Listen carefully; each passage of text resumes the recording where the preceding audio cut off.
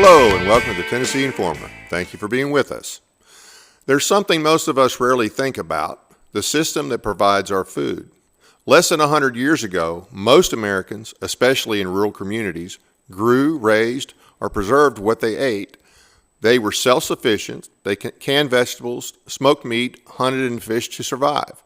Money was scarce, and in any event, they would have been hard-pressed to find all they needed in the days prior to the modern supermarket. Now that's no longer the case. Today most people, though not all, even in rural areas, rely more on grocery stores for the bulk of whatever they eat. Grocery stores are usually restocked every few days. Any interruption in this arrangement for any reason would cause serious problems for most people. Hungry people can be coerced or kept in line by unscrupulous governments. Governments have used control of the resources, including food and water, in the past to force their programs on unsuspecting or uncooperative populations. Our government has a lot of control over our economy, including land and agriculture, and has had it for decades. The annual farm bill that many farmers rely on costs the taxpayer billions every year. Our government's involvement with Agenda 21 and Agenda 2030 are international agreements that we should be concerned with as well. It's from there that the term sustainable development is found and has unfortunately been adopted by our government, including at the state level. But what is sustainable development, and what do we need to understand about it? Could it lead to more hunger in the U.S.? We hope to answer these questions and more tonight with our special guest, Rebecca Terrell. Rebecca has been a contributor to The New American since 2009 and has joined the staff as a senior editor in 2022 with the John Birch Society. Her focus is on health, energy, and environmental issues. Rebecca's background includes experience in both public and private sectors, as well as education and healthcare. She also served as a legislative aide on international affairs to U.S. Congressman Ron Paul of Texas, and authored his American Sovereignty Restoration Act to withdraw the United States membership in the UN. We will be right back with Rebecca in just a minute after a word from our sponsor, LifeWave. This unique product uses light reflection to activate the body's own natural energy, supporting healing, improving performance, and combating aging without using drugs or stimulants. Check it out, and we'll be right back. Light, the energy of life itself. Since the beginning of time, light has sustained us, fueled our growth, and shaped the world. Even Einstein recognized that everything we are is made of light. But what if we could harness the light within us, not just to live, but to renew, restore, and rejuvenate? Introducing LifeWave X39, the first product in the world that activates stem cells using our body's own light. Backed by clinical research, multiple patents, and over 10 years of stem cell research, a revolutionary wearable light technology that unlocks the power of activating our own stem cells with a single, safe, affordable, non-transdermal patch that puts you back in control of how you look, feel, and perform. Unlike drugs or chemicals, X39 works naturally, awakening your body's ability to heal and thrive. It's time to unlock your full potential, restore your vitality, and embrace a healthier, more vibrant you. Welcome back to the show. And now I want to welcome to our program Rebecca Terrell. Rebecca, thank you so much for joining us tonight. How are you doing in Memphis? Thank you, Dave. Doing very well, and thank you for having me on your show. Well, glad to have you. Been looking forward to this. For those that don't know, can you tell us just a little bit about the New American magazine? And of course, that's a magazine put out by the John Birch Society, and your role there as well. Absolutely. Well, I'm a senior editor, one of four, and the New American magazine has roots back in actually the 1950s because it was once known as American Opinion magazine, and before that it was known as One Man's Opinion when it was first published in the 1950s by Robert Welch, who founded the John Birch Society in 1958. He did so to expose the conspiracy, which of course he was a kook and everybody said, oh, he's crazy. And now, as post 2020, everybody's like, wait, what were y'all saying about conspiracy? Like, Yep. oh, maybe those conspiracy theorists were right after all. Yeah. So, pretty much everything that he prophesied back then is coming to light, except it obviously wasn't prophecy. He was just a student of history, and he knew how to observe patterns and recognize the patterns throughout history and say, we're not learning from it, so we're condemned to repeat it. He was very good at that. So. And by that time, our country, our government had been infiltrated by communists for 20 years.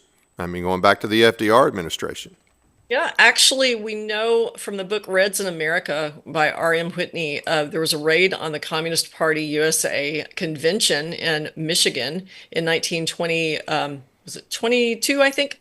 And they found paperwork there that proved infiltration in colleges and universities and stage and screen and trade unions, labor unions. Every aspect of society had been infiltrated already, but it was especially pronounced in bureaucratic agencies in our government. And the two most infiltrated were the State Department and the Treasury Department. Kind of gives you warm fuzzies there. But like for instance, the Secretary General of the 1945 founding of the United Nations in San Francisco, the Secretary General that led the delegation from the United States to that meeting was Alger Hiss, and it was a mere 5 years after that America learned he was a communist spy too. Yep. So it's just, history repeats. What's conspiracy? Initially it's conspiracy, and then later on, a lot of times it turns out to be history. It goes from conspiracy to historical fact. Exactly, Yeah. exactly. That's what we're seeing play out today too. Absolutely. I want to move on to the main topic for tonight: sustainable development. It's a buzzword that many people have heard for quite a while now, and you have an incredibly detailed presentation that's entitled Hunger Games. We'll be working off of that during tonight's broadcast.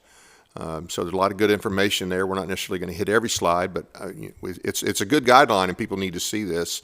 So let's kind of start off by talking about. Well, let's talk. You said you want to talk a little bit of history first, as far as how countries have used food as a weapon in the past. So we'll just start right there then. Well, sure, absolutely. I think we all need to realize that the government really isn't there to help you. That governments, and this is true not just of our own government, but governments throughout history tend to despotism. They tend to want to oppress people rather than provide freedom for people. And the way they have most commonly done that, there are two ways, either through war, or it's a lot cheaper to do it more nefariously through control of resources, especially food and water. So, I mean, you see this from way back in the time of the Huns, and even the scorched earth tactics that they used in warfare. That was to, obliterate the agricultural and irrigation supplies so they could more easily oppress the people and enslave them. And so, over time, we know Sun Tzu said that in his Art of War, that the superior method of subjugating people is to never fire a shot, so to speak. Never wage war. Subdue the enemy without fighting, and you can definitely do that if you control food and water. Exactly, exactly. And so, in my presentation, what I say is there are many, many examples of this throughout history, but I use one that's a little bit more familiar, I think, to us, and that's how Ireland became enslaved to England. Over time, it was in 1542 that none other than King Henry VIII signed an act of supremacy. He just, with the stroke of a pen, declared himself sovereign over Ireland. And over the course of the next 100 years, you saw this gradual theft of land of the Irish until Oliver Cromwell's complete takeover of Ireland the next century, a little bit more than a century later. And then you had this continual, the Pope reacts in the early 1700s, where England used religion as an excuse to steal more land, and to the point that in the mid 1800s, you would see that only 3% of Irish farmers were actual landowners, and most farm owners were absentee owners. So when the potato blights hit, in the mid 1800s. It was actually it wasn't the blight that caused the famine. It was government uh, malfeasance. It was government regulations. They would not allow the crown would not allow imports to Ireland. They Wow. continued to enforce exports to Britain because remember, the landowners are living in England. They're not Right. living in Ireland. And then they also said if you're receiving assistance from the government, which many farmers had to, they said you have to give up your land. So that's when you see this great influx of immigrants from Ireland to the United States when they went to work in the factories, and they were basically slaves there too, here in the United States. But the only places, the population in Ireland just nosedived during that time, except in three areas: Cork, Dublin, and Belfast. And interestingly enough, those were the only real, urban areas in the country. And we're going to come back to that thought, I think, later in our conversation tonight, because that has very much to do with 15-minute cities, the Ah, concept of 15 cities, right? yeah. Yeah. That people tend to go, where they think they can, survive, so they go to the cities, and so we know So what less happened than there. in basically 100 years, the Irish went from owning their property to, or most of them owning their property, to Self-sufficient. about 3% of them owning their property. Right. And two, from self-sufficiency to reliance on government aid, and then you have this, it's not a beneficent dictator, you Yeah. know. But England did, I'm not just trying to pick on England, but I mean they just have so many examples. They did that to India in the 17th and 18th centuries, where they come in. It was actually the British East India Company which came in with government endorsement and forced the farmers in India to give up their sustenance crops and grow poppies, because England was trying, the British East India Company was trying to have a corner on the opium trade. And so a lot of this, they did this with either forced with enslavement of the farmers, or oftentimes debt bondage of Right. the farmers. And India fell to British rule. Another example, again from England, the takeover of South Africa and the Boer Wars. The Dutch farmers that had settled down there and were just so prosperous. And then, of course, Cecil Rhodes and some of his little cohorts wanted a corner on the diamond and mineral trades from down there, and so they caused the Boer Wars and I stole never that. did know much about that. I did not know, and I Yeah. really haven't. That's one of those that I mostly look at American history, but I've always wondered exactly what that was about. So I'm glad you Right. brought that up. Well, and see, so our colonists, we as colonists here in what became the United States, they said, like, they knew their history. We don't, but they knew their history, and they knew all of this that had happened. And they said, we don't want to become another statistic Right. of British colonial rule. So they fought for their independence and won it. But it didn't take long for for government to become, what is the old saying? Power corrupts, and absolute Yep. Yep. power tends to corrupt, and absolute power corrupts absolutely. So let's talk about the federal government's involvement with agriculture.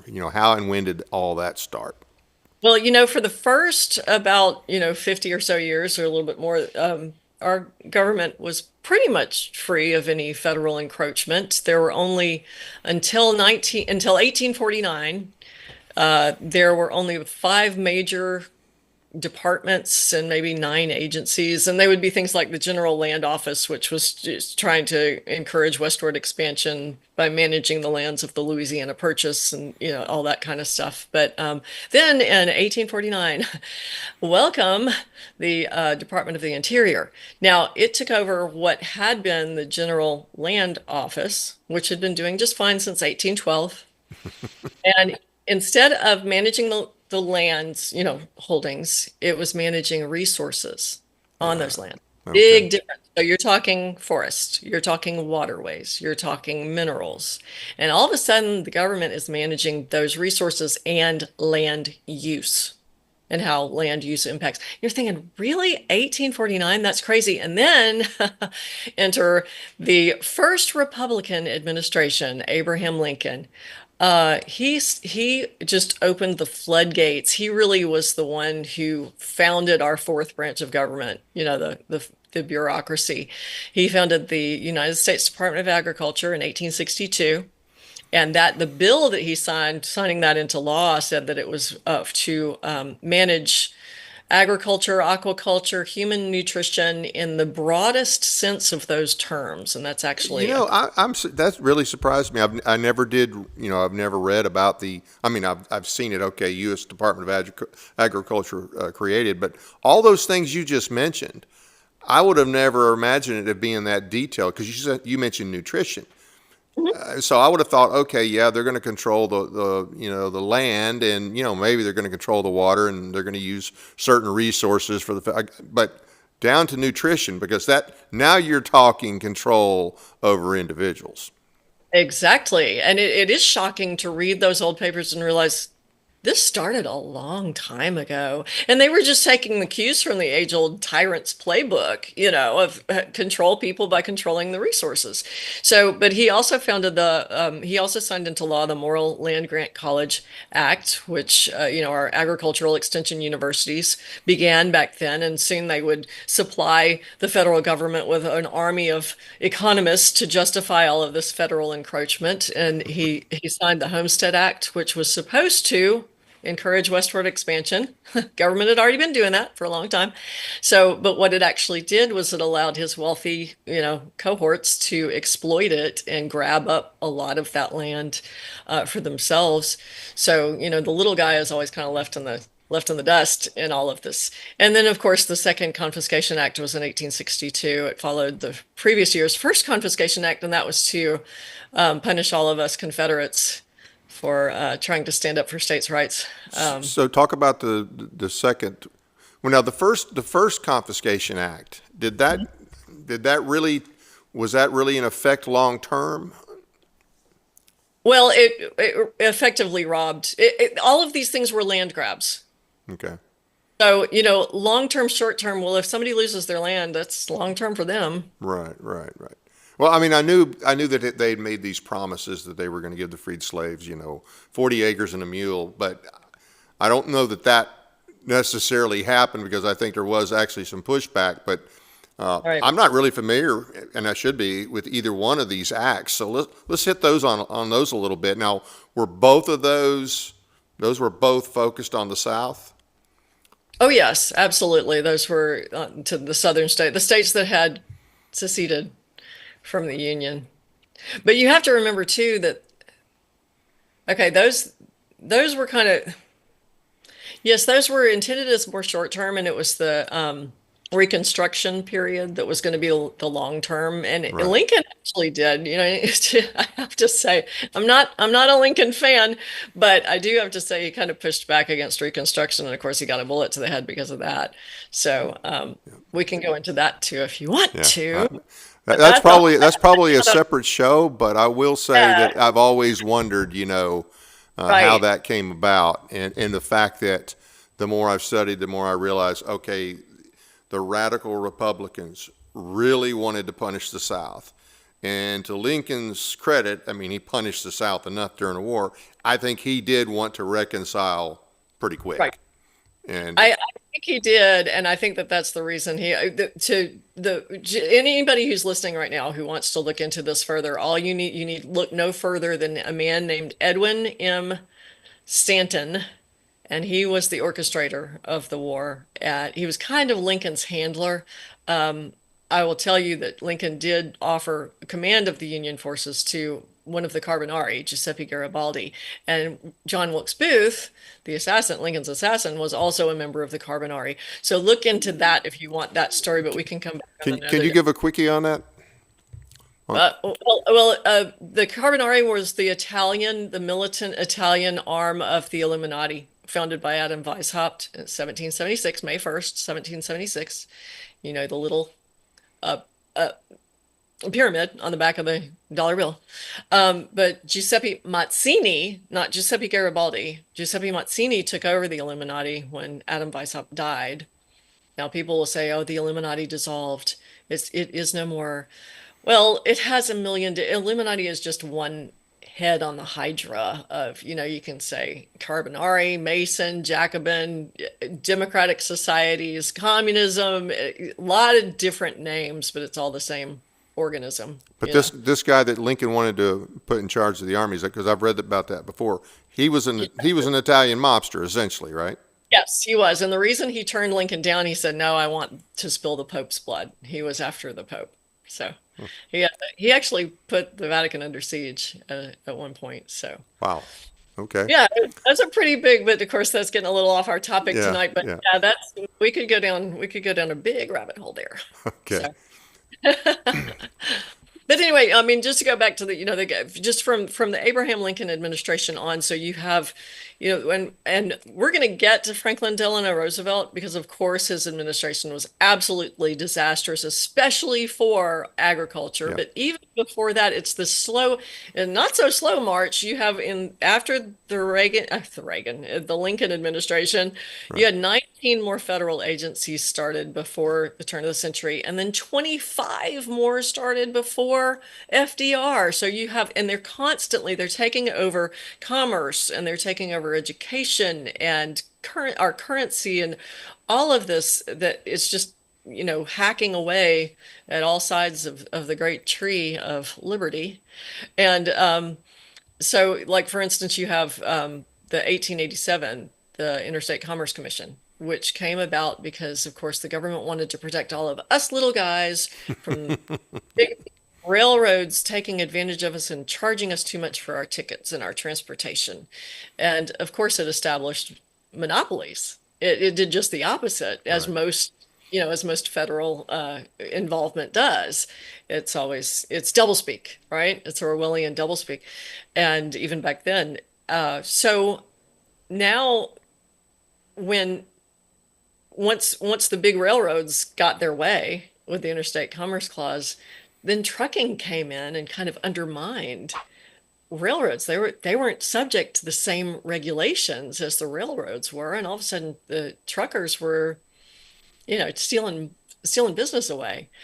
The railroads wouldn't have that, and the big trucking companies went in with the big railroad companies and said, "Oh, we need to protect the little guy," and so they added trucking in. Now trucking is subject to the Interstate Commerce, Commission, and then so now everybody's all happy. All the big companies are happy, and then airline transportation came in. They're not subject to the Interstate Commerce Commission. They're stealing business away right and left from the railroads and the truckers, and we can't have that. That's not fair to the little guy. It's every single time. It just repeats every single time. That's what I was talking about earlier in the program. Robert Welch was so good at that because he knew history. And once you can see those patterns, you see they always repeat.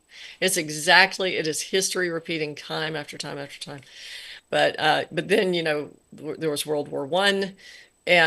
But in 1913 was a really disastrous year, Yeah. of course. Income tax. Well, it wasn't. It was the income tax, it was the direct election of U.S. senators, and it was the Federal Reserve. So you say, okay, Rebecca, what does any of that have to do with agriculture? Well, it's all tied in, the head bone's connected to the neck bone. And so after World War I, the New Deal liberals started blaming United States farmers for grain prices and, commodity prices plunging.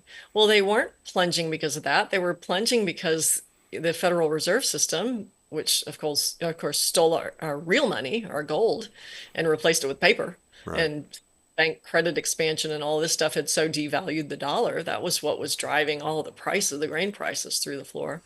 So of course FDR steps in to help the little guy, and so he buys up all the surplus. Yeah. During the 30s, early on, when there was a lot of when the FDR administration kind of first took over the whole the agriculture part, or the agriculture of our country, I remember one of the things they needed to do was they said they needed to get the prices up for the farmers. Now, by this time, you already had some people that weren't self-sufficient who were already starving. So let's talk a little bit about how they got the price up. What did they do with that livestock? And I don't know if they burnt any crops, but I know they killed a lot of livestock at a time when people were starving, just so that they could get the price up. Right, exactly. And we know that that's true from the records. We know that the domestic demand far outpaced the supply. And what happened was so they buy up all this surplus and then they dump it on the market in the middle of the Great Depression when the farmers had to take loans out just to stay in business and the farmers go bankrupt. Or the farmers that stayed in business are now on government subsidies. And so they get into debt bondage with the government. And in the meantime, the federal government is encouraging foreign exports. So we become dependent on foreign exports and we become very subject to, all the fluctuations in that market and in the supply chain and all of that. But yeah, they would pay farmers not to produce. And they still do that. They still have programs like that, and the federal government still controls agriculture, and the farmers rely heavily on the federal government for farm subsidies. I mean, every year there's a bill, or every few years there's a bill. Every about 5 years they renew the farm bill. That came into being in 1929, the Agricultural Adjustment Act. And at first, the Supreme Court actually negated that bill because it was so blatantly unconstitutional. And that was in 1930. So it's passed in 1929. And then it was ruled unconstitutional in 1936. And then by 1938, FDR had packed the Supreme Court with New Deal liberals. And a case came before the Supreme Court. I think it was 1942. It was Wickard versus Filburn, which is still considered like the landmark case about federal control of agriculture, because farmer, this farmer had planted twice. That was one of the things that they did was they put a quota on how much food you could grow for yourself. Now that's bad. Yeah. Think about it. Federal government can tell you how much food you can grow to feed yourself and your family and your livestock. There's a problem there. We're not talking about land of the free and the home of the brave anymore. Right. Not a free land if the government can tell you. So he planted, there was a quota of 11 acres and he planted double that. He planted actually 23 acres, a little bit more than double that. And he was fined, and so he sued, and the Supreme Court ruled against him. They said he was violating the Commerce Clause of the Constitution. How? Because anything that he grew for himself, he didn't have to buy that on the market, so he was affecting interstate commerce. So being self-sufficient is affecting interstate commerce, and that's illegal. Right. Or unconstitutional, according to that. The Chief Justice said that it is hardly out of line for the government to regulate that which it subsidizes. That was his excuse. That's all. You know what? Anytime there's federal money involved, that's how they get you. But this, of course, this is a situation they created to where these guys had to have the money. And I guess in the big scheme of things, currently, the deal is still going because all these farmers are on subsidies. Well, that's what. Let me rephrase that. All of the big farmers get the subsidies. Big farmers get the subsidies. 80% of subsidy recipients receive less than 10% of the subsidies. And there was a great report done in 2022 that covered data from, sometime before that. And it said that most of the subsidies don't actually go to the farmer. They go to the banks that the farmers owe loans. And the biggest loan holder is the USDA. So the USDA cuts a check to the farmer and takes the check. This is money laundering. This is racketeering. It's so blatant. And you can't say, oh, Trump's going to save it all. Trump just bailed out the farmers with $12 billion. But he also bailed out the farmers in Argentina recently. Oh, I know. I can't. What is this guy thinking? I mean, especially our cattle industry is in a real tough spot right now, and they have been for a good while. Yes. And he's given money to the farmers in Argentina. That's just insane.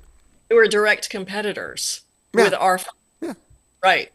And meanwhile, well, they shouldn't have cows anyway because those cows are tooting and they add to the carbon dioxide in the atmosphere, and that endangers all of us. Don't you know that, Dave? I just don't care. I just don't care. Well, I was being I know, sarcastic. I know. Uh, so what does this cost for taxpayers every year? Do you have any idea as far as what we pay in subsidies? I know that, you know what? There's just no way. What did the environmental working group, that report that I just cited, and it was covered like 5 years, and there were $478 billion issued in subsidies to farmers It's a lot of alone. money. And see, that doesn't count to all these different kinds of, what did they just announce? Trump just announced they're going to expand uh, insurance. Crop Uh, insurance? yes. And they're going to expand, subsidies for that. So it's always this expansion, and of course, no strings attached. But the farmers are at the point now where again, what I think it was, you know, some ridiculously disproportionate amount of those subsidies go to the really big farms. To agribusiness, essentially. Agribusiness, right? It's really, it's a public-private partnership, so to Yeah, speak, fascist, and they're the ones who are putting glyphosate on everything yeah. and just completely leaching the food supply of nutrients and making our population sick. There's a famous quote, I think it was one of the Greek philosophers, who said, when a nation fears invasion, it makes sure its sons are strong. And when it fears insurrection, the nation makes sure its sons are weak. And I see them doing that to us now, not just with food, but also with all this trans ideology and all the Yeah, perversion that they're yeah. feeding children, And so, like, they fear insurrection. So our farmers are almost federal employees. Right. Well, yeah, I wouldn't say they're fed. I wouldn't say that to a farmer. He'd probably be pretty mad at that. Well, but I mean, that's where they get a good chunk of their money, right? Well, but they don't get it. It goes back to the USDA. The Okay. USDA, Okay. most of What about farm the debt, smaller and farms? Because you said most of the money goes to the agribusiness. Okay. So the smaller farmers that are getting the 10% of the subsidies, um, I mean, that's still got to be. How many of them are still viable? I mean, I imagine we probably lose more and more of them every year. I would imagine. right, we do. The amount of agricultural land in the United States has held very steady over the course of the past century. But we've gone from a high in the 1940s of 7 million farms to now 2 million farms in this country. And the numbers are steadily declining from there because of all the corporate grabs. And so, yeah, I mean, we're looking at something that's very centrally controlled. A few years ago, the group Oxfam International did a study and found that there are only 9 counties, not states, counties in this country that are most pivotal when it comes to the food distribution across our country. Wow. You control, and actually, I live in one of those counties. I'm in Memphis, Tennessee. I mean, Shelby County was one. It was the easternmost of those counties. Most of them were in Southern California and Arizona. That's scary. Yeah. Just Oh, but one was in Texas, one of the counties, but everything else was out there, out west in that area. That is so easily controlled, especially and I know we've been talking now for about 30 minutes, so I'm kind of shifting gears here, but when you consider Agenda 2030, and now I know people tend to, I think, maybe roll their eyes a little bit when you start to mention UN stuff in Agenda 2030. But I think it might be a kind of a glaze because they don't understand what Agenda 2030 is. It's this big labyrinth. And it is. It's this ugly, horrible, big labyrinth that I think they try to be confusing to, So, put you to sleep and go, "Oh, I can't understand that." so for the people that are not familiar, what's the difference between Agenda 21 and 2030, and what's the origin of it? Right. Now, Agenda 2030 is just kind of a part of Agenda 21. So let's step back for just a second and lead into this because it's important to understand. Okay, so we joined the United Nations, we formed it in 1945, which, when they formed the United Nations, all they did was they took the headquarters of the League of Nations and they changed the sign at the road, literally. The Rockefellers provided the land in New York, and they said, we want because United States had always said no to the League of Nations. Right. Right. So the Rockefellers provided that land in New York, and that's where the international headquarters of the UN is, because they wanted to make sure that the United States would stay in this time. But the headquarters over in Switzerland, they literally changed the sign at the road and the sign on the marquee, and a little League of Nations Under new management. underneath management, and nobody changed jobs. Everybody stayed there. It's actually it's almost comical, except it's so sad. But anyway, okay, so 1945, and then the Club of Rome comes in. Okay, so in 19 in 1968, that was when Paul Ehrlich published his population bomb book. Remember when he called humans a cancer? That's a quote from him. He said, Humans are a cancer on Earth and it must be cut out." He said, population control, through population control. And it was exactly the same year that the Club of Rome was founded. That is a think tank. All these, highfalutin elites get together and plot our future, and they came out with their first report that said it's called Limits to Growth. And it was based on Paul Ehrlich's population bomb. And they said, we've got to, they agreed with him completely. Imagine that. Right, exactly. And then they came out later with another report that said, okay, we figured it out. We're going to blame, pollution and global warming and all of this stuff. And all of these things that all these bad things that are happening to Mother Earth are the result of human intervention in natural processes. And therefore humans are the problem. To that point, I can remember even as a little kid, if you'd watch any of those nature shows. And there was always something in there about how man was the problem. And you just hear that repeated in the press. You saw it in the movies. It's in the kids' movies really bad. And has been for years. That's been the message, people are bad. People are it's as if this earth was just created for animals and we're here as invaders and that we need to be reduced to a low a number as possible. And if you think about it, that gives you some food for meditation, because who would say that? A demon would say that, right? God said when he created his creation, he said, he saw it and it was good.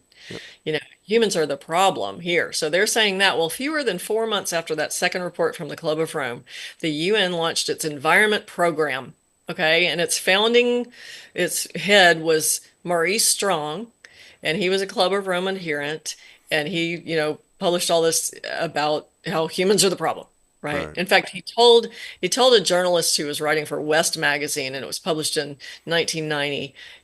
This journalist went out and spent time at Maurice Strong's ranch. He has plenty. He has plenty. He doesn't want the rest of us to have plenty. But he related to this journalist at the time an idea for a novel he was going to write about world leaders coming together in order to save the world from environmental collapse. They were going to collapse the economies of the industrialized countries. So this is the way he's thinking, and he's running the UN Environment Program. So enter 1991, we have the UN Environment Program conference in Rio, and that is where they launched Agenda 21. So this is for sustainable development. That means population. That's their code for population control. The humans are a cancer on Earth. We must cut them out. Yeah. Right. So we have all this in their words. This is not conjecture. This isn't conspiracy theory. And so George H.W. Bush, with the stroke of a pen, signed every single one of us on to Agenda 21 in 1991. Now you say, okay, he's a Republican. Who's the next president? Bill Clinton. He's a Democrat. They don't like each other, right? Well, that doesn't matter. Bill Clinton forms the President's Council on Sustainable Development. Shouldn't something like this have been approved by the Senate? Wouldn't this be a treaty? You would think, but it didn't take that, did it? That was precedent started, of course, long ago. FDR had signed the Reciprocal Trade Agreements Act back in the 1930s that let him sign treaties with other countries over all of the food imports, right? Completely right, without any Senate or congressional oversight at all, unilateral. And that was over, the food imports when they were paying farmers not to produce, and when they were bankrupting farmers, on purpose here in the United States. So anyway, so Bill Clinton forms this President's Council, and the man named J. Gary Lawrence headed up that council. They would meet and they would publish the results of their meetings in what was called the Millennium Papers. And in one of them in 1998, he explained, because at that point, all of the Agenda 21 agenda items Right. were implemented all across the earth by all these different governments, all the member governments of the United Nations, and it was called Local Agenda 21 because they'd implemented at local levels. But J. Gary Lawrence, he stands up and says, "Wait a minute, we don't need to do that because it's going to," this is a quote, "bring out all the conspiracy fixated individuals and groups." So, You mean the people that can recognize patterns and know history? right. Oh, okay. People that can recognize better. So we're going to call our programs here in the United States something different, as in either comprehensive planning, smart growth. These are names that you know now, Right. don't you? Oh, yeah. You rec- Yep. Everywhere you go, I challenge you to find a city or state in the United States of America, including Alaska and Hawaii, that does not have a comprehensive plan or a smart growth plan. Yep. And it's not just the big places, it's little towns, it's your town too. And I can promise you that your city planners or county commissioners or whoever signed these things into, policy where you are, they don't know the internationalist origin. They have no clue. They have no clue. I did pass some information on to my current county mayor early on, and so I did tell him about some of these things. But and I know you got it in Shelby County as well. So, for instance, Stewart County falls under the Nashville Regional Planning Conference. So Nashville and all the surrounding counties, all the way out to Stewart and other counties. Wow. And that's all part of that. That's all part of sustainable development. And people don't think, they're like, okay, this is just a regional, we're working together and it's all great. No, there's an agenda. And another thing, and I'm sure you're aware of this, the realtors, which blows my mind, but the real estate, they're in on this. The realtors have bought into this, which really, I was surprised. I figured they would say, yeah, we're not doing that, but they're on board. Well, I was surprised back, in 2020 when people said that masks and the doctors and nurses said masks would help stop viruses. I was really surprised at that too. But you're making a living and your license is at stake. Yeah. Are you really going to go against that tribal, well, everybody's doing it, so I better not stand out. I could lose, my livelihood. Yeah. I think that's how they get Oh, people. yeah. They get a lot of people that way. And then nobody wants to be viewed as a conspiracy theorist. That's why they throw that out there. Of course. And we have to remember too, that phrase was coined by the CIA to discredit people who questioned the results of the Warren Commission in relation to the JFK assassination. Yep. Conspiracy theorists, that was, And they just keep reusing it. So anytime there's a government program that has obvious issues and people raise those concerns, oh, well, they're conspiracy theorists. Right. Tinfoil hat. Right, exactly. That actually I think was one good thing about what happened in 2020 and 2021 is that became a little bit less demonized a phrase. Yeah. Yeah, and I think people are, you can see on social media, people are starting to wake up and question things, and they might not, have a firm stand on something, but they're a lot more open to hearing a view that they might not have listened to back in, say, 2019. Nobody in their right mind still trusts the government. Right. Nobody in their Well, right mind. Now, there's still a lot of people not in their right mind, but nobody in their right mind still trusts the government. that's right. Unfortunately, we have far too many people who aren't in their right mind, but Yep. but anyway, so you're gonna see. So if you go to your locality and find your comprehensive plan, you know what? You remember the LA fires? Yep. There was the oh gosh, he was one of the city officials who came on a press conference. I can't remember his name right off the top of my head right now, but he actually said that the thing that I want everybody to do now is just, don't panic, calm down, keep your mental and physical health in place, and we're going to build our community back Better. better than it was before we started this fire. Before we started this fire.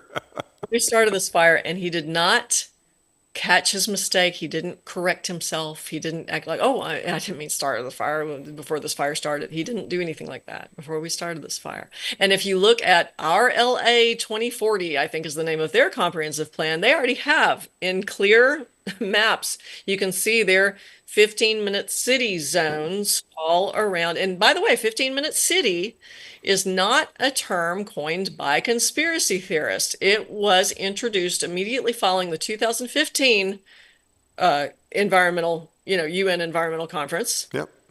And We got one in Chattanooga. We got a 15-minute city in Chattanooga. Exactly. A lot of places do. They build them from there's the LEAP project outside Lebanon, Indiana, where they're building it from the ground up.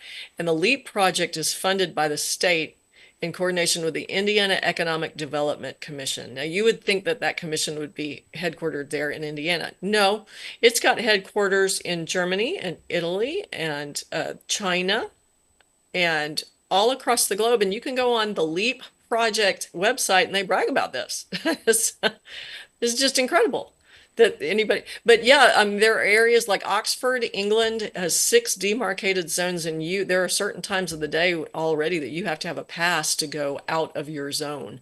There are areas of Paris, France, where cars aren't allowed at all. You mean besides the Muslim no-go zones? Yeah. We won't even talk about that. Holy cow. Boy, for centuries, Muslims have tried to take over Europe, and now they're rolling the red carpet out for them. Absolutely. So we're seeing what happens when Christendom leaves, when God leaves. Yep. When we ask God to leave, because he's a gentleman, he's not going to stay around where he's asked to leave. So And we're falling for everything, anything and everything. yes, we are. Absolutely. So what But, the average citizen, but this information is available if they know where to look. yes, it absolutely is. Well, thenewamerican.com, that is my publication is called The New American Magazine, and you can go on thenewamerican.com. I've actually written a lot about this, so you can look up anything that I've written on agriculture about this. I also, all of the land grabs that they're foisting right now through wind and solar. I refuse to call them farms because they're not farm, they're anti-farm. And then of course carbon capture too. And we actually produced last year a documentary which is free to watch. You can go to standyourground.watch and watch our documentary called Unearthing the CO2 Pipeline.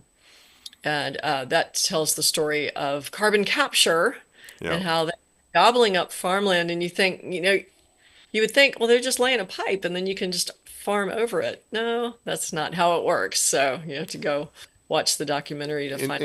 And they're not doing that just in crazy places like California. They're doing that in, I think, Iowa, other places. There's anywhere and everywhere that they can get people on board with it.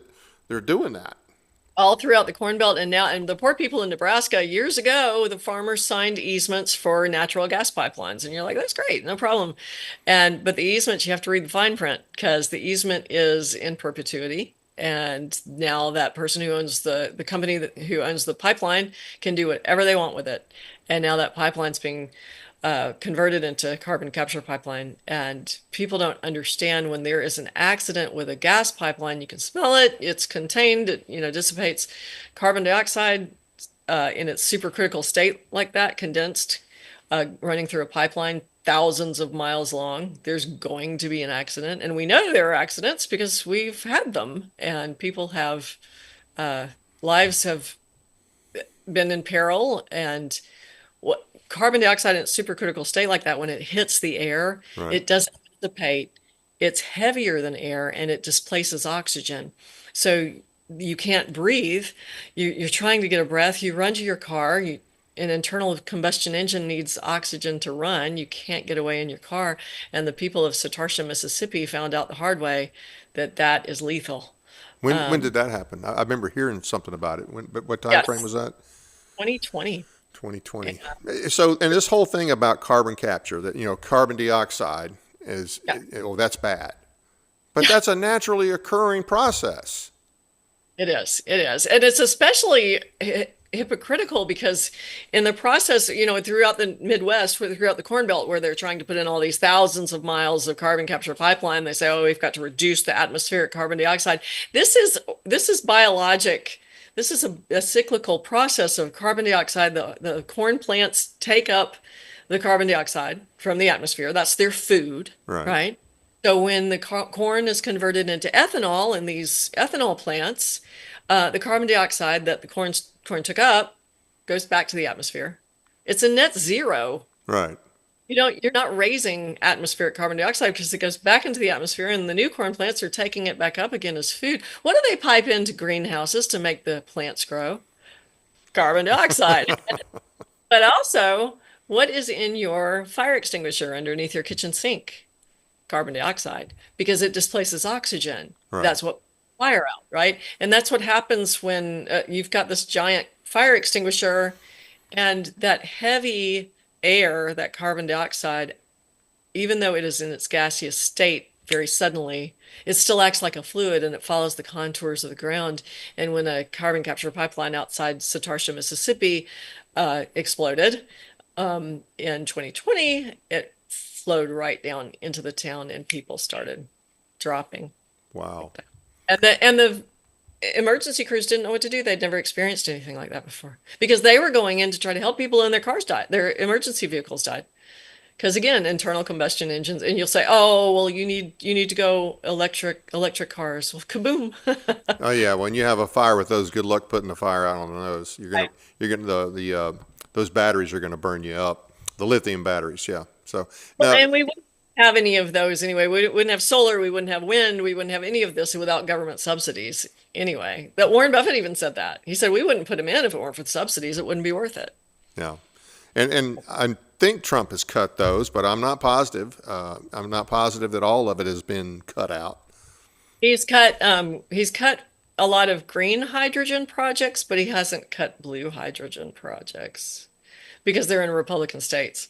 Ah, And then you want to talk about a boondoggle hydrogen. Has anybody ever heard of the Hindenburg? Come on. yeah, It's extremely dangerous. You don't want that as a fuel. And now they introduced hydrogen powered vehicles, of course, in California. Things are always going to start. And now the subsidies have dried up and everybody's like, oops, it turned out not to be. We're going to close our hydrogen refueling stations out there. So anybody who bought a hydrogen powered vehicle is up a out of creek. luck. Yeah. Right. So what is their overall goal? I mean, do they have a number? What's their current number of how many people they want to eliminate? Well, do you know what? In 1991, in the UNESCO Courier, they interviewed Jacques Cousteau, of all people. Yeah, I remember And old he Jock. he said at that time, he was a big population control, the world's overpopulated proponent. He said, this is a very hard thing to say, but it's true. We need to eliminate 350,000 people a day in order to get to a sustainable level for Mother Earth. So For Earth will Mother be. Earth. And I'm like, Everything about this is so counter biblical. I mean, you can read the first little bit of Genesis and you can see how all of those things counter what was right there in Genesis. And it blows my mind that people who, say they're Christians but still support this kind of stuff. Blows my mind. well, again, we're the John Rockefeller Sr., the big guy, founded the General Education Board in 1902 to standardize education in this country. Yeah. And then, of course, John Dewey came in and took over the National Education Association. Well, we were gone at that point. I mean, he had just come literally from Russia, where he helped set up their schooling system, and then came over here. And it was to standardize education so children are taught what to think, not how to think. They're Right. brainwashed. Right. No, Just now be, we're talking just be obedient. Just do what you're told. Yeah. Right, so we're talking about a good 4 generations worth of till now, 4 generations worth of students who have been brainwashed. Yeah. And not to the degree that they're pushing things now, but they got in that mode of trusting the government. Right, And right. so now, I mentioned it earlier. One of the what I thought would be an unlikely supporter of Agenda 21 and 2030, and that's the the realtors. That really are there other organizations that people would be shocked to know are supportive of this? Well, I think anybody who's publishing something about sustainable development, they're either actively part of it or they're playing along with what they know they have to do to stay in business. Right.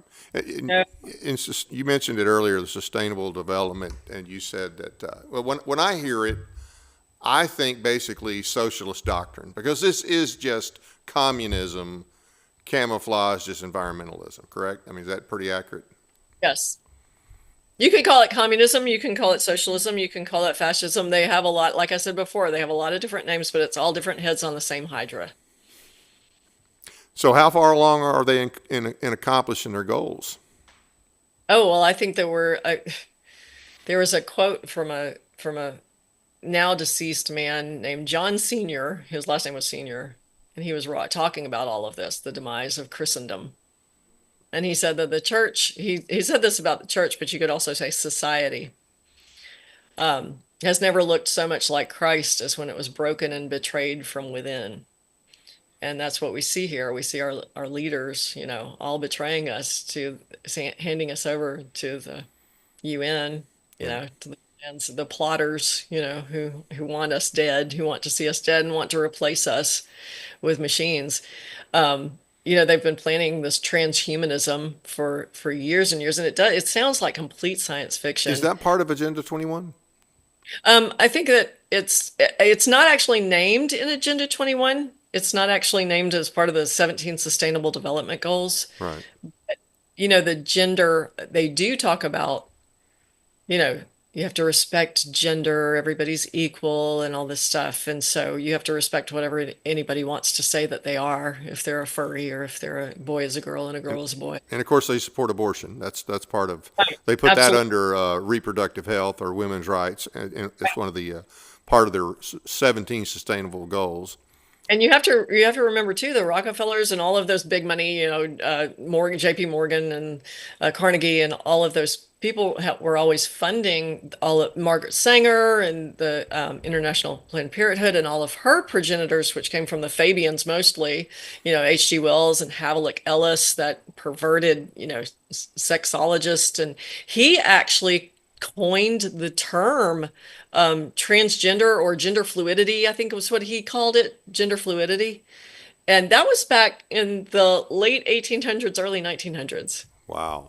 It all started way back then, and that was the point of the Fabians. That's another name. You have the militant Carbonari in Italy, the Fabians in England. They're all working along the same game plan. It's just they were overt and militant in Italy. They were covert in England, and that's where the Fabian Society began. And they said, our method is to do it by stealth. So we infiltrate and we slowly put our plans into place. I think we got a question from the chat room. Okay. So sustainable development is essentially part of the New World Order. The goals are pretty much the same. Sure. Yeah, absolutely. Well, I mean, you can look down sustainable development goal. I think number 2 is sustainable agriculture and food security, which means famine and food insecurity. It's all doublespeak, and I think it's sustainable development goal number 12 is talks about sustainable consumption patterns, and they talk about how we can't have all this beef, because cows. Oh yeah, because cows fart, and that's bad, and that's right. That's going to kill us all. It's going to kill us all, and we're gonna fry because the earth is warming. And what are we going to eat in the meantime? You can go on the United Nations website. They tell you that insects have a much smaller, cultivating insects for food. It has a much smaller carbon footprint. So that's what they eat bugs, have nothing, and be happy. That is a real goal for these people. Right. Actually, well, they want us gone. They want us gone, and they intend to. There was a conference at the Vatican in 2018. It was called the Morality of Immortality, And it was attended by all the bigwigs. Sanjay Gupta was there. And Francis Collins was there. You remember him? He was the head of the National Institutes of Health, Yeah. and he was Anthony Fauci's boss, right? Yeah. And he made a presentation. They've been using your tax money and mine to do studies on, I think it was roundworms. It was some, parasitic worm that they could manipulate the genes, manipulate the DNA, and they were extending those creatures' lives by 4 and 5 times the normal lifespan of those worms. He was reporting on this, saying we're working toward applying this to human beings, to ourselves. And they left that conference Did they say why they would want to do that? because they want immortality for themselves and they want the rest of us to go away because they'll replace us with AI, with machines. I'm not making it sounds insane. And it sounds a lot like people who don't believe in God and don't believe in an immortal soul, too, doesn't it? Yeah, yeah. But anyway, so they left the conference with a short-term goal of extending human life by 75 years and a long-term goal of extending human life indefinitely. Now, it sounds insane. You can go find it online. It's It's don't there. take my word for it. They said it. It's insane. But they intend to upload themselves to the cloud. That's what that Yuval Noah Harari, the advisor to Klaus Schwab in the World Right, Economic. right. Yeah. And he mockingly said, we don't believe in some God above the clouds. We're going to upload our minds to the cloud and live forever, shuffle off this mortal coil, and they can live forever in the cloud. Good Lord. That's what that, I mean, they talk about this in all seriousness, and they call it the moment of singularity. Ray Kurzweil, he's a big transhumanist. And that's And- where our tax dollars are going. And what's right now, I think Yep. Trump did stop paying that. I don't know I know they were pushing him to catch up in our payments. I hope he hasn't. I hope he won't. Right. But I'm not very confident in the people he listens to. But so what about state pushback? Have any states really pushed back on this? I don't really think, I don't know. I don't want to speak. I can't answer that definitively. I don't know of any big pushback. I know there's been pushback here and pushback there. Like Tennessee, enacted a bill. Yeah, but no So- teeth, and they wouldn't enforce it. They did have a bill. I think it was in reference to the smart cities in Chattanooga, and there was a bill passed a couple years ago. Yeah. But there was no teeth. And matter of fact, somebody, a representative and a friend of mine, actually, I think you know her as well. They went and talked to the AG about trying to get, prosecution on the law that was passed, and they wouldn't do it. They wouldn't do it. And so Man. there's nobody that seems. And as a matter of fact, if you look at the state website in Tennessee, and I'm sure other states, you can find sustainable development. You can find all kinds of things related to Agenda 21 to 2030. It's all matter of fact, during the Biden administration, we had a lot of the stuff directly from the Biden administration, and it was on the state website. I mean, they didn't have to do that. They didn't have to play along, but they were pushing the same agenda. You know what? You can go to the remotest village in Africa and you're going to hear something about sustainable development. But there's no global conspiracy. No, that's a bunch of hooey. I mean, when you can find the same things being talked about all across the globe, Right. Absolutely.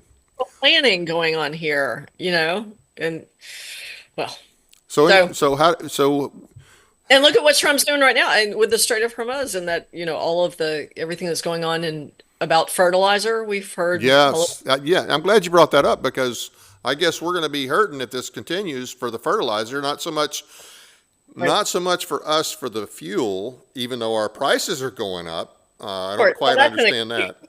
That's an excuse. We're being taxed.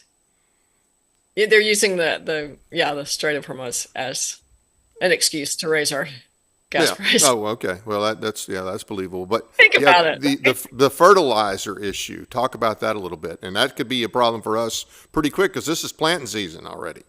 Absolutely, and it's gonna. I think the strait over there is gonna affect Europe more than us directly, but they've been after our fertilizer for a long time. Look at what happened in the Netherlands. They already enacted all of those laws against fertilizer in the Netherlands, and all those farmers are going out of business. They're having to cull their uh, livestock too because of all of the laws the regulations that have been enacted to, save Mother Earth. Yeah, What's the name of that documentary? There's a great document, Nitrogen 2000. I haven't seen that one. Yeah, you can. That's a great one that tells the story of the farmers in the Netherlands, and of course there's Sri Lanka too, where they enacted all of those same, against fertilizer, and now you see famine over there and hyperinflation. It's like, what do you think is going to happen? They know exactly what's going to happen. That this is all planned. And Any closing thoughts or any ideas what we can do? yeah, I absolutely, I don't, this is kind of a depressing subject, and you think, oh my gosh, it's famine around the corner for us. Well, prepare in a way that is not panicked, though. Prepare in a way that is very well thought out. Um, Make very good friends with your local farmers. Everybody has local farmers in their Yeah. area. Appreciate farmers too. Farmers kind of get the short end of the stick on this. Don't ever say, well, you get plenty of subsidies, But local farmers markets Yeah. that it was a liberal saying to say think global, act local, but we can adopt that in a godly way. But that's the main thing. We need to pray. It says in the Bible, God says, if my people will, humble themselves before me and acknowledge their sin, I will heal their land. And we need to realize that's really what we need to be doing, because can we go up against this big bureaucratic labyrinth of Washington, D.C., and of course the NGOs and Right. the UN? No, no, we can't. But God can, and He requires us. He allows us the privilege of being a proactive part of His action, though, because He waits. Like I said before, He's a gentleman. He waits to be asked. He's not going to force himself on you. So if we would acknowledge that, we have become very hedonistic as a society, even those of us who, Jesus said, not all who say, Lord, Lord, will enter my kingdom. We need to realize, hey, wait, is He talking about me? I need to make sure and be a humble servant of God, and acknowledge Jesus Christ as the social kingship of Jesus Christ, not just the personal kingship over me of Jesus Christ. Okay. Yeah. So that this is His creation, in the beginning was the Word was with God, and He created everything, and so it's His. It belonged. The earth is the Lord's, right?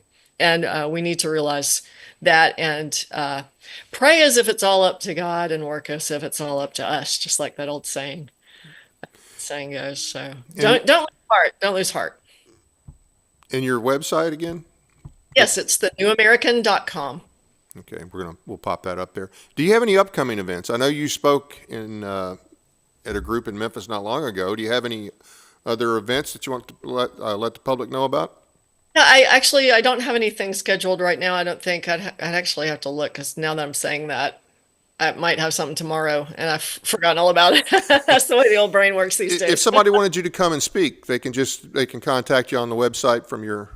Oh, absolutely. And that you can also reach out to me by email. So my email is at thenewamerican.com, and all you have to do is be able to spell my name correctly. It's R Terrell, and the last name, it's just like Terrell, Texas. So Okay. it's Terrell.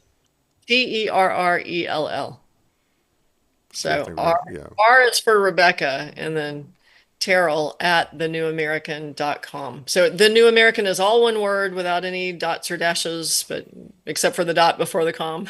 And you have a lot of good articles on there about this and other topics. Now, is this the main thing you focus on? It's not the main thing. Actually, my pet project is nuclear. I adore that topic, and I truly believe that nuclear has been stifled as a part, to achieve depopulation, and to also keep us in debt bondage, because our energy costs are so high, and it's ridiculous. They shouldn't be. If we had transferred to nuclear ages ago like we should have, then power would be all but free, you know. And I think 3 Mile Island probably had a lot to do with derailing that. I remember that. I think I was 14 or 15. we'll And, have to talk. We'll have to talk. We'll have a whole show on 3 Mile Island. I'll tell you all about what happened there. okay. That was a big setup. Think about this. 2 weeks before that, the China Syndrome had just debuted. Okay. I remember that show. Yeah. I don't think I actually watched it, but I remember hearing about it. And then I remember it seemed like after 3 Mile Island, it was like, okay, yeah, Yeah. this is not going to happen. We're not going to build any more of these. And they didn't. Right. For Three, the- Three Mile Island actually proved the safety of nuclear, believe it or not. Really? But it was all of the lies and propaganda about it that killed that the government was able. Even Jimmy Carter, who was president at that time and had been on a nuclear submarine when he was in the Navy, he was like, I don't think this is that big a deal. And they were like, shut up, shut up, shut up. No, it's a big. Say it's a big deal. And he had to say it's a big deal. well, Yeah, hey, yeah.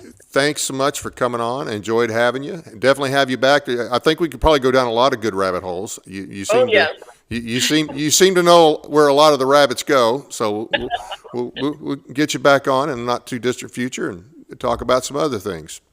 Sounds great, Dave. It's been great speaking with you. I appreciate it. Well, thanks again for coming on, and thanks for what you do. Thanks for all the information. You know, people need to open their collective eyes and start demanding answers. Learn what's going on. Like I say, this doesn't matter where you're at. Some of this, if not all of this, is happening in your area, and so Yes. we thank you again for all that you do. Absolutely. Thank you, Dave. You have a good night.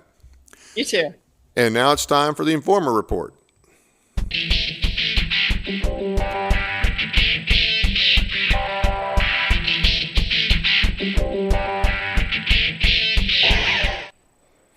Last week, the Tennessee legislature passed Senate Bill 1958 by Senator Stevens and House Bill 1971 by Farmer, removing the right of citizens to sue the state over unconstitutional laws without first proving injury in some way. They claim this legislation merely reverses legislation they passed in 2018 and that has resulted in increased tax dollars being spent on frivolous lawsuits, yet the fiscal note for the bill said it was not significant. So somebody's not telling the truth. Somebody is flat out lying about this. But in any case, this law could have serious repercussions for our rights as citizens. If a blatantly unconstitutional law is passed, such as the intent to go armed clause that's been on the books for years, and that was the issue in the Hughes versus Lee case, why should we as citizens not be able to sue the state? Is having our rights violated by the state not in itself an injury? I suspect that this is primarily about the governor, the AG, and some in the legislature being upset about losing the Hughes versus Lee case. There's other things that they are concerned about as well, but I don't believe it's frivolous lawsuits.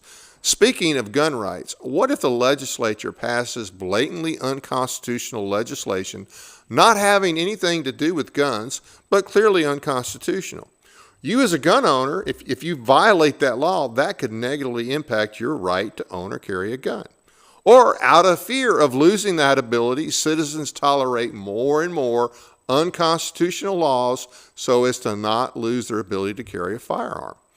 This is a serious power shift away from the people and to the government. Remember, they're supposed to be afraid of us. We're not supposed to be afraid of them. The legislature seems to have forgotten that they are our representatives, not our dictators. They seem to forget that the Tennessee Constitution, Article 1, Section 1 of the Declaration of Rights, right up front in the Tennessee Constitution says, all power is inherent in the people, and all free governments are founded on their authority and instituted for their peace, safety, and happiness.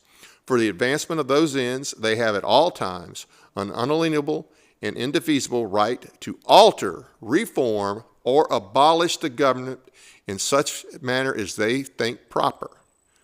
Now, there is no how to do that in our state constitution. This is well beyond an amendment. We have an amendment process, but it says alter, abolish, reform when we think proper. I think it's time we give some serious thought on how to quickly reform, alter, or abolish our traitorous state government. I'll do a special show on this topic this Wednesday at 8 p.m., and my guest will be John Harris from Tennessee Firearm Association. So don't miss that show. You will enjoy it. It'll be a lot of great information. Second for the night, morons and Muslims are destroying our country, including Tennessee. I've talked before about the Red-Green Alliance and how the left is working with Muslims to destroy our country. Some people seem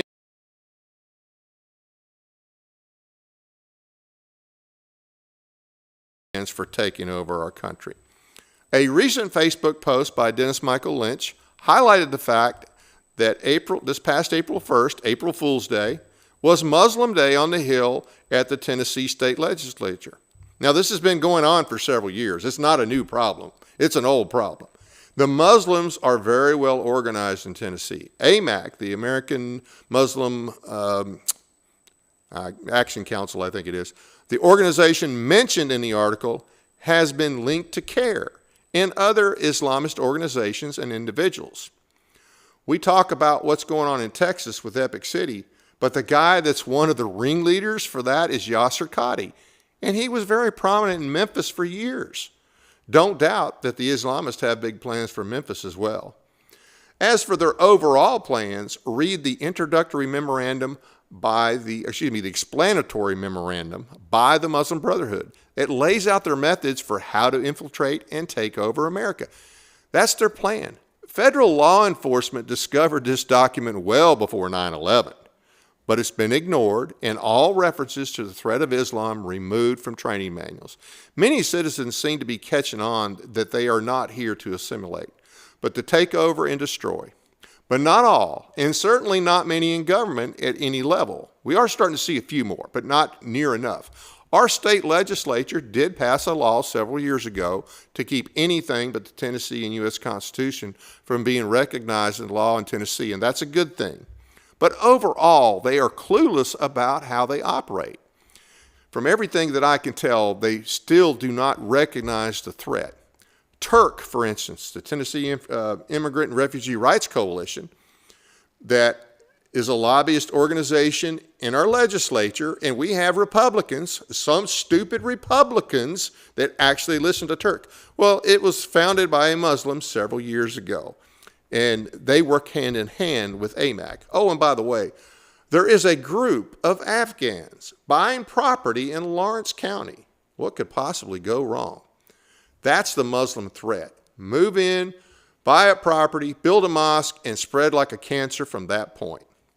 Now to the morons, which would include anybody that still believes that the Muslims, that Islamists are peaceful people, and especially those that are in elected office, that they don't do everything they can to find legal means for keeping the Islamists from building mosques and from creating Sharia-compliant neighborhoods in Tennessee, and especially anybody not willing to make them unwelcome in Tennessee. Those people are morons if they don't recognize the threat. And if you have an elected official at any level that does not recognize the threat of Islam, they're a moron. After all this time, what is it going to take to wake them up? Now, I understand there are cultural Muslims who really don't have a clue about their religion. And they don't know their religion any better than some people that go to church don't really know anything in the Bible. But if they are an Islamist, if they are following the doctrine of Islam, they are evil and they are dangerous. It's an ideology founded by a raping, murdering, lying pedophile. It has no redeeming qualities.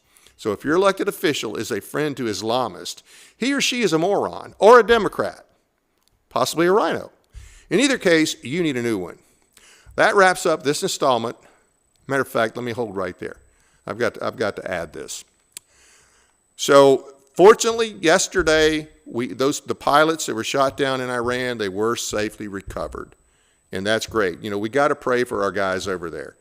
Whether you agree with all the decisions made by the president or not, whether you like what he says or not, and I have a whole lot of issues with him right now, we got to remember to pray for our troops because those guys are stuck.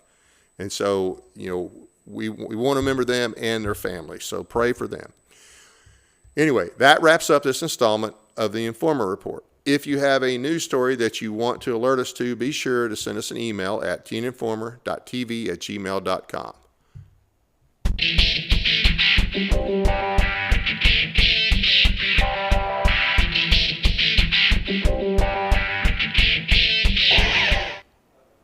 I want to take the time to thank the audience for taking the time to watch our program tonight. It doesn't cost anything to subscribe, so please be sure to hit the like and subscribe buttons as well as the notification bell so you never miss an episode.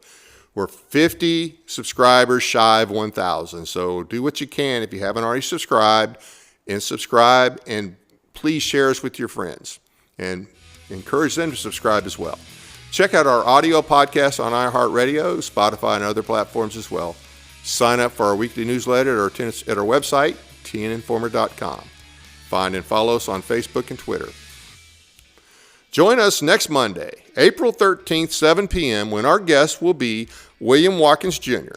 He is a research fellow at the Independent Institute and author of Independent Institute books, to include The Independent Guide to the Constitution, and that is this book right here, which I've been reading.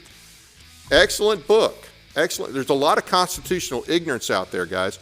And the interesting thing about this book is it puts a lot of the information that you've always wondered about in one place. So it gives you the origins of different things that are in, why they're there, how they came about, what the original intent was, and how they've been distorted, and then some solutions for fixing that.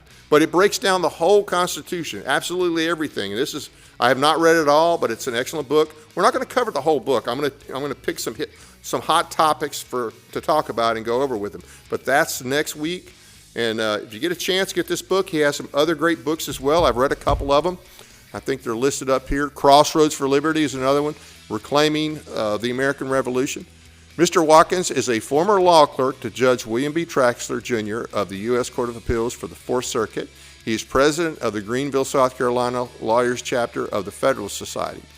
He has served as a prosecutor, defense lawyer, and has practiced in various states and federal courts.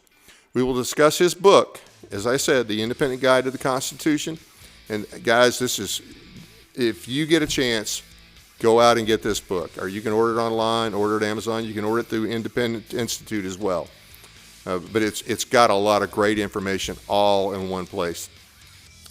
And so we'll cover that next week. Make sure you're here. Don't miss it. Please take the time to check out our other shows brought to you by West Tennessee TV by going to westtennesseetv.com or myparistv.com. You can find a link to the Mike Weatherford Show and Sportscast with Jeremy Bucklew. Tomorrow, Mike welcomes Tasha Gurley from Southland Safari here in Tennessee. Be sure to tune in as the studio turns into a wildlife park full of live animals and a good time. Starts at 7 p.m. tomorrow night. Then next Sunday, Jeremy celebrates 1 full year of broadcasting on Sportscast. Catch all the highlights and fun along with coaches Gordon Height and Dylan Poole. That's it for now. Good night from Paris, Tennessee, that is.